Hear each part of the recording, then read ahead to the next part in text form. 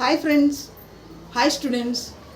ఈ వీడియోలో మనం ఏపీపీఎస్సి గ్రూప్ 1 మెయిన్స్ ఎగ్జామ్ కోసం జనరల్ ఎస్సే టాపిక్ చెప్పుకుంటున్నాము. గత వీడియోలో కూడా చాలా జనరల్ ఎస్సెస్ తెలుసుకున్నాము. ఈ వీడియోలో మనం భారతదేశ జనాభా పర్యావరణంపై, ఎన్విరాన్మెంట్పై జనాభా ప్రభావం గురించి తెలుసుకుంటున్నాము. వీడియోలోకి వెళ్ళబోయే ముందు చిన్న రిక్వెస్ట్, దయచేసి నా ఛానల్ సబ్స్క్రైబ్ చేయండి, మీ ఫ్రెండ్స్కి షేర్ చేయండి, నచ్చితే లైక్ చేయండి. Thank you.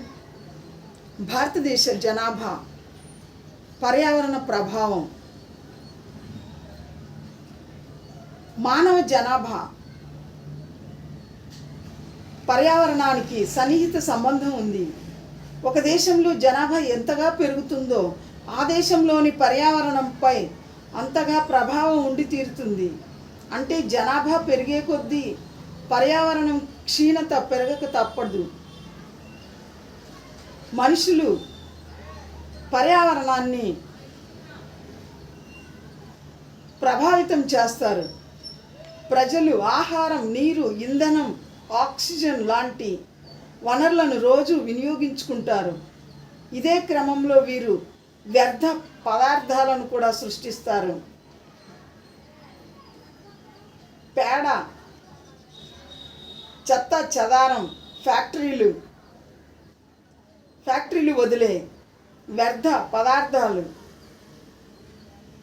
ఇవన్నీ కూడా పర్యావరణాన్ని దెబ్బతీస్తాయి. జనాభా పెరిగే కొద్దీ వీటి వాడకం కూడా పెరుగుతుంది. వ్యర్థ పదార్థాల పరిమాణం కూడా పెరుగుతుంది. కనుక పర్యావరణానికి హాని చేకూరుతుంది. మన దేశంలో పర్యావరణ పరిరక్షణ కోసం ప్రయత్నించే సంస్థలు, ప్రభుత్వ, ప్రైవేటు సంస్థలు కూడా ఉన్నాయి. అయితే ఏ సంస్థ కూడా జనాభా పర్యావరణం మధ్య గల సన్నిహిత సంబంధంపై అవగాహన, ప్రచారం కల్పించడం జరగలేదు. మన దేశంలో పనిచేస్తున్న పర్యావరణ వాదుల్ని 2 రకాలుగా విభజించవచ్చు. మొదటి రకం పాశ్చాత్య తరహా పర్యావరణవాదుల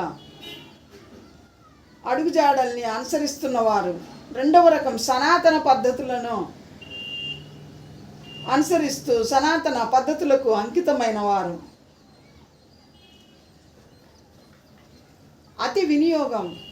వస్తువుల అతి వినియోగం వల్ల, పారిశ్రామికీకరణ వల్ల తలెత్తిన పర్యావరణ సమస్యలను అధునాతన సాంకేతిక పద్ధతుల ద్వారా పరిష్కరించవచ్చునని మొదటి కోవకు చెందిన వారు పాశ్చాత్య తరహా పర్యావరణవాదుల అభిప్రాయం. కుటీర పరిశ్రమలను నిర్వహిస్తూ నిరాడంబరంగా జీవితం సాగిస్తే పర్యావరణ సమస్యలే ఉండవని రెండో రకం సనాతనవాదుల అభిప్రాయం. నిజానికి ఇరుపక్షాల వారు చెప్పినది సబబుగానే అనిపిస్తుంది. ఇరు వర్గాల వారు మన పర్యావరణ క్షీణతకు అధిక జనాభాయే ప్రధాన కారణమన్న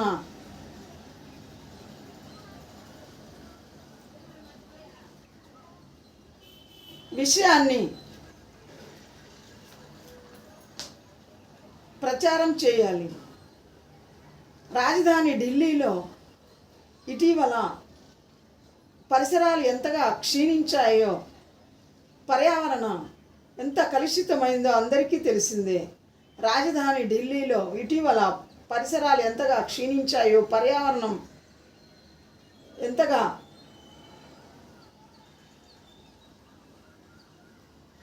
క్షీణించిందో అందరికీ తెలిసిన విషయమే. ఢిల్లీలో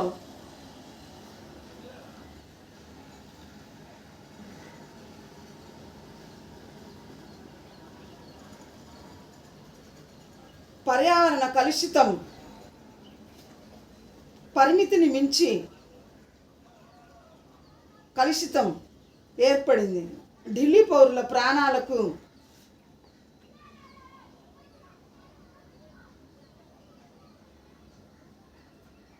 ఈ కలుషిత పర్యావరణం వల్ల ముప్పు వాటిల్లే ప్రమాదం ఉంది. ఢిల్లీలో మురికివాడల సంఖ్య అనూహ్యంగా పెరిగిపోయింది. యమునా తీరం వెంబడి ఉన్న మురికివాడల్లోని ప్రజల్లో ప్రతి ముగ్గురిలో ఒకరు నిత్యం ఏదో ఒక రోగంతో బాధింపబడేవారే. శుభ్రమైన మంచినీరు దొరకదు. 1995 సంవత్సరంలో ప్లేగు వ్యాధి విజృంభించి జనాలను అతలాకుతలం చేసింది. ఈ పర్యావరణ క్షీణత పత్రికలు, టీవీలు విస్తృతంగా ప్రచారం చేశాయి. దేశంలోనూ ఢిల్లీలోనూ పర్యావరణకు సంబంధించిన ప్రధాన సమస్య పెరుగుతున్న జనాభాయే కనుక పశ్చిమ దేశాలు పర్యావరణ సమస్యకు, భారత్లోని పర్యావరణ సమస్యకు కూడా ఒక మౌలిక వ్యత్యాసం జనాభా రేటు. జనాభా రేటు పాశ్చాత్య దేశాల్లో అదుపులో ఉంది, కానీ మన భారతదేశంలో జనాభా రేటు అదుపులో లేదు. భారతదేశ రాజధాని అయిన ఢిల్లీలో లాగానే హైదరాబాదులో కూడా పర్యావరణ కాలుష్యం పెరిగిపోయింది. హైదరాబాద్ చుట్టుపక్కల చిన్నవి పెద్దవి కొన్ని వేల పరిశ్రమలు.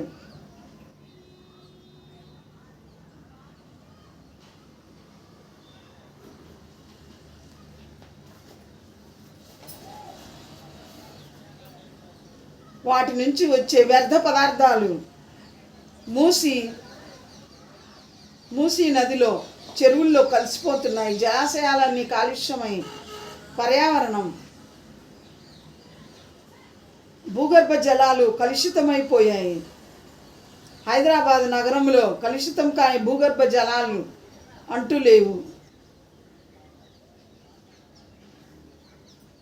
ఒకప్పుడు హైదరాబాద్, సికింద్రాబాద్ జంట నగరాలు హానోయ్ లాగా సైకిళ్ళ నిలయంగా ఉండేది. మధ్యతరగతి ప్రజలందరూ సైకిల్ను రవాణా సాధనంగా వాడేవారు. నగరం నిండా సైకిళ్ళే కనిపించేవి. పారిశ్రామిక నాగరికత, పారిశ్రామికీకరణ తర్వాత ద్విచక్ర వాహనాలు, కార్లు, సిటీ బస్సులు, ఆటో రిక్షాలు, బస్సులు వేల సంఖ్యలో తిరుగుతూ నగరంలో ఉన్న ఆక్సిజన్ను హరించి వేస్తున్నాయి. పెట్రోల్, డీజిల్ వాడే వాహనాలు రోజు పెద్ద పరిమాణంలో కార్బన్ మోనాక్సైడ్ను వదులుతున్నాయి. ఫలితంగా గాలిలో ఉండాల్సిన పాలల్లో ఆక్సిజన్ ఉండడం లేదు. పీల్చే గాలిలో ఆక్సిజన్ శాతం తగ్గిపోతే అనేక జబ్బులు సంక్రమిస్తాయి. ఆక్సిజన్ తక్కువ పాలున్న గాలి స్లో పాయిజన్ లాంటిది. క్రమంగా మనుషుల ప్రాణాలను రోగాల బారిన పడేట్టు చేస్తుంది, ప్రాణాలను బలిగొంటుంది. అలాగే విశాఖపట్నం, విజయవాడ మొదలైన నగరాల్లో కూడా కాలుష్యం పెరిగిపోయింది. నీటి సమస్య అన్ని రాష్ట్రాల్లో కూడా, భారతదేశంలోని అన్ని రాష్ట్రాల్లో కూడా నీటి కొరత సమస్య ఉంది. నీటి ఎద్దడి సమస్యతో పాటు జల కాలుష్య సమస్య కూడా ప్రజలను బాధిస్తున్నది. అన్ని రాష్ట్రాల్లోనూ భూగర్భ జలాలను అతిగా వాడుకుంటున్నారు. భూగర్భ జలాల వినియోగంలో ఒక పథకం లేకుండా క్రమశిక్షణ రహితంగా భూగర్భ జలాల వినియోగం భూగర్భ జలాల కొరతకు కారణం అవుతున్నది. హర్యానా, గుజరాత్, పంజాబ్ లాంటి రాష్ట్రాల్లో ఏటా 1/2 మీటర్ చొప్పున భూగర్భ జలాలు కిందికి పోతున్నాయి. హర్యానా, గుజరాత్, పంజాబ్ లాంటి రాష్ట్రాల్లో ఏటా 1/2 మీటర్ చొప్పున భూగర్భ జలాలు కిందికి ఇంకిపోతున్నాయి. స్వాతంత్రం వచ్చాక గొట్టపు బావుల సంఖ్య కూడా విపరీతంగా పెరిగింది. భారతదేశానికి స్వాతంత్రం వచ్చాక గొట్టపు బావుల సంఖ్య విపరీతంగా పెరిగిపోయింది. దేశంలో జలాలను సమంగా వినియోగించడం లేదు. కొన్ని రాష్ట్రాల్లో నీటి వనరులు దుబారా అయిపోతుంటే మరికొన్ని రాష్ట్రాల్లో నీటి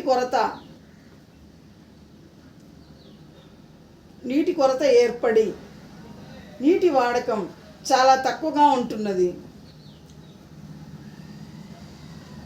భారతదేశ జనాభా ప్రతి సంవత్సరం పెరిగిపోతూ ఉంది.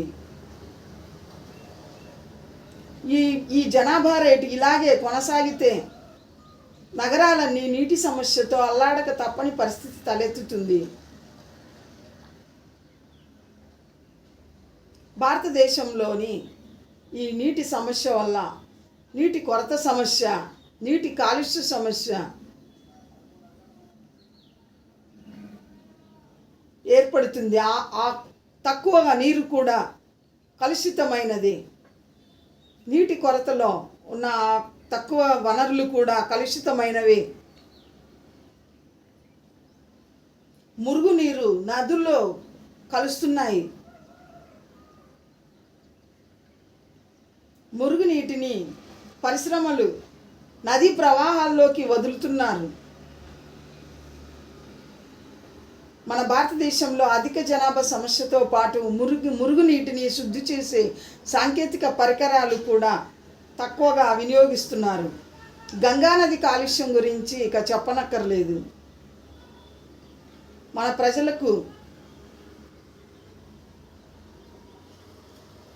పర్యావరణం కాలుష్యం వల్ల ఆరోగ్యం ఎంతగా నశిస్తుందో, రోగాల బారిన ఎలా పడతారో సరైన అవగాహన సామాజికవాదులు, ప్రభుత్వం అవగాహనను కల్పించాలి. అనేక కారణాల వల్ల మన నదులు పరిశుభ్రం లేకుండా కలుషితమైపోతున్నాయి. పారిశ్రామికవేత్తలు ఫ్యాక్టరీలో వ్యర్థ పదార్థాలను నదుల్లోకి వదులుతున్నారు. అలా కాకుండా ఫ్యాక్టరీలో వ్యర్థ పదార్థాలను శుద్ధి చేసే యంత్రాలను వినియోగిస్తే బాగుంటుంది. ప్రభుత్వం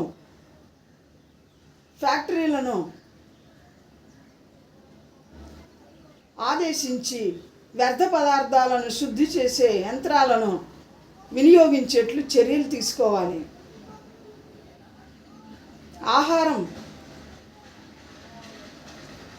ఆహార ధాన్యాలు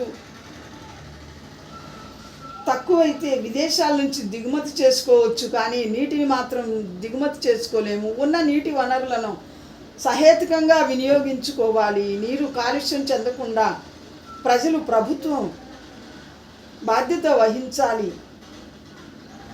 పెరుగుతున్న జనాభా పర్యావరణ కాలుష్యానికి పెద్ద అవరోధంగా నిలుస్తున్నది.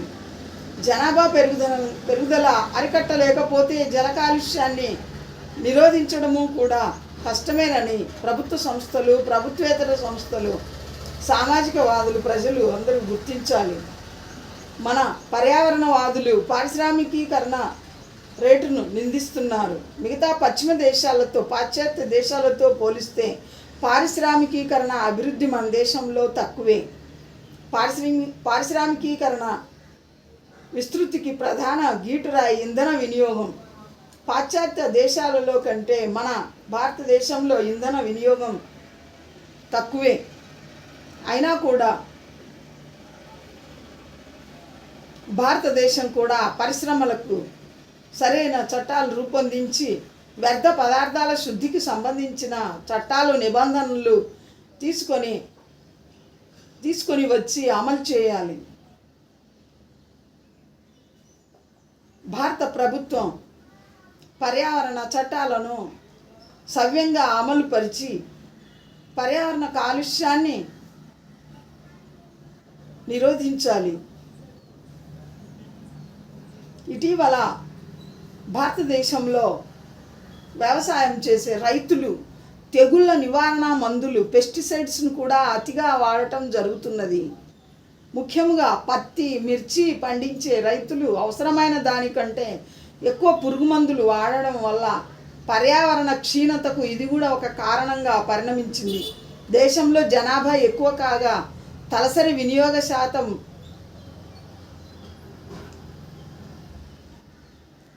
తక్కువగా ఉంది. తలసరి వినియోగం తక్కువగా ఉన్న వ్యక్తి సంపూర్ణ ఆరోగ్యంగా ఉండలేడు. ఈ తలసరి వినియోగం తక్కువగా ఉండడానికి కారణం జల కాలుష్యం, వాయు కాలుష్యం తోడయ్యాయి. ఈ తలసరి వినియోగం భారతదేశంలోని ప్రతి వ్యక్తి ప్రజలు తలసరి వినియోగం తక్కువగా ఉంది. ఈ తలసరి వినియోగం తక్కువగా ఉండడానికి తోడుగా వాయు కాలుష్యం, జల కాలుష్యం కూడా తోడయ్యాయి. ఈ విధంగా ప్రజల ఆరోగ్యంపై తీవ్ర ప్రభావం చూపుతున్నది. భారతదేశం లాంటి వర్ధమాన దేశాలు జనాభా రేటు తగ్గించుకోవడానికి తగిన చర్యలు తీసుకోవాలి.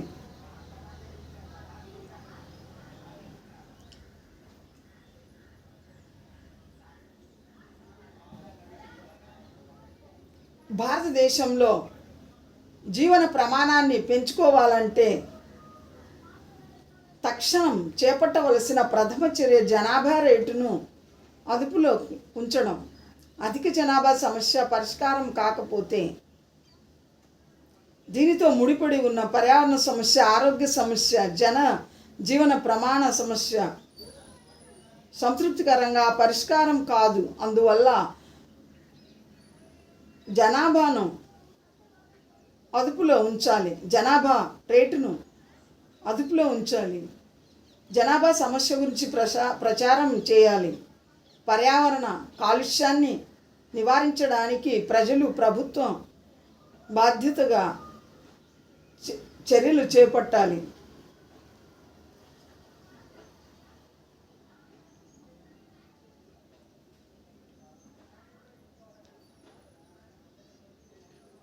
సామాజికవాదులు, పర్యావరణవేత్తలు, ప్రభుత్వాలు, ప్రభుత్వేతర సంస్థలు పర్యావరణ కాలుష్యాన్ని అరికట్టడానికి ప్రచారం చేయాలి, ప్రజల్లో అవగాహన కల్పించాలి. తగిన చర్యలు తీసుకున్నట్లయితే పర్యావరణం కాలుష్యాన్ని నిరోధించడానికి వీలవుతుంది. పర్యావరణ కాలుష్యాన్ని తగ్గించడానికి అవకాశం ఏర్పడుతుంది. ప్రజల్లో కాలుష్య నివారణ పట్ల అవగాహనను సామాజికవేత్తలు కల్పించాలి. ప్రభుత్వాలు, ప్రభుత్వేతర సంస్థలు కూడా ప్రజల్లో పర్యావరణ కాలుష్యాన్ని నిరోధించడానికి ఎలాంటి చర్యలు చేపట్టాలో అవగాహన కల్పించాలి. ఈ విధంగా భారతదేశంలో పర్యావరణ కాలుష్యాన్ని తగ్గించగలిగితే భారతదేశంలో ప్రజలు ఆరోగ్యవంతులుగా జీవిస్తారు. రోగాల బారిన పడకుండా ఆరోగ్యవంతులుగా జీవించే అవకాశం ఏర్పడుతుంది. కాబట్టి అధిక జనాభాను నిరోధించాలి, పర్యావరణ కాలుష్యాన్ని నిరోధించాలి. వీటికి ప్రజలు, ప్రభుత్వం, సామాజికవేత్తలు, పర్యావరణవేత్తలు అందరూ కలిసికట్టుగా ప్రయత్నించాలి, బాధ్యతగా చర్యలు చేపట్టాలి. ఆ విధంగా పర్యావరణ కాలుష్యాన్ని తగ్గించడానికి వీలవుతుంది. Thank you students, thank you very much.